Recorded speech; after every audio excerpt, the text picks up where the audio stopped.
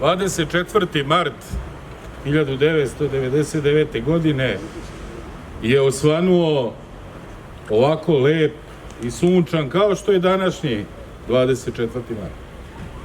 Niko normalan u Srbiji, niko normalan na svetu nije mogao da veruje, sve dok prve bombe nisu pale, da postoje takvi zločinački umovi, da postoje takvi zlotvori, da postoje takvi bezumnici koji će 78 dana se iriti na našim glavama sa bezbedne visine, ubijati našu decu, ubijati naše sugrađane, ubijati naše heroje, policajce, vojnike, ubijati nedužne, razarati sve što mogu da dočepaju.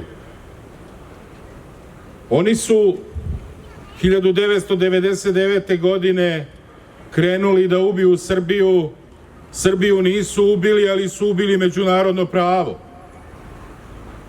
U to vreme je postojala samo jedna sila. Danas na svetskoj šahovskoj tabli vlasti ima mnogo više igrača. Zato i danas osjećamo pritisak vrlo sličan onome koji je bio pre 24 godine. I danas još žešće nego ikada pokušavaju da dovrše svoj krvavi pir i da otmu Kosovo i Metohiju od Srbije. Naše je da pamtimo, naše je da čuvamo, naše je da ne damo. Oprostiti im nikad nećemo. Zaboraviti samo kad nas ne bude. Ko ima pravo da zaboravi 5000 ubijenih? Ko ima pravo da zaboravi 78 ubijene dece? Za svaki dan njihovog krvavog pira po jedno srpsko dete. Za tako nešto treba biti monstrum. Ono što smo tada mislili, danas je još gore. Danas pokušavaju ceo svet da uvuku u rat.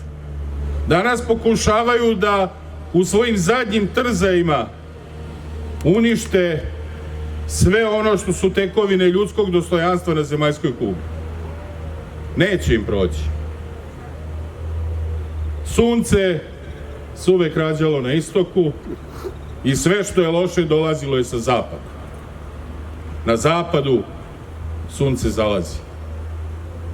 Srbija je uvek bila na pravoj strani. Kažu neki zlikovci, a vi ste poraženi, vi ste kapitulirali. Ne. Njihova čizma nije kročila na teritoriju Republike Srbije, a pogotovo ne na Kosovo i Metohiju, jer tamo su naši junaci svojim srcem 1:100 zaustavili da tu ne uđu. Da su tamo ušli, danas bi vladali i ovde. Njima smo zahvalni za to što danas Srbija živi u slobodi. Ta sloboda nema cenu.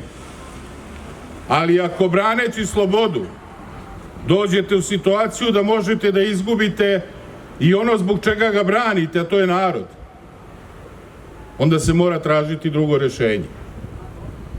Danas oni koji ne poštuju svoj potpis, danas oni koji ne priznaju ništa osim svog sopstvenog interesa, danas oni koji ne razumeju da postoji neko ko zna šta je domovina, neko ko svoju domovinu više voli nego što oni vole dolar. Za njih je njihova domovina dolar, evro ili zlatna poluga. Zato oni nikada neće razumeti zašto je Srbija spremna da za slobodu i nestane ako je to potrebno. Danas ti isti lažu da smo nešto potpisali, lažu da smo nešto usmeno prihvatili, ništa Srbija nije priznala, nikada Srbija neće priznati da je Kosovo i Metohija ocepljeni i nezavisni deo od Srbije, nikada Srbija neće priznati i prihvatiti da je svoje srce poklonila nekome drugome.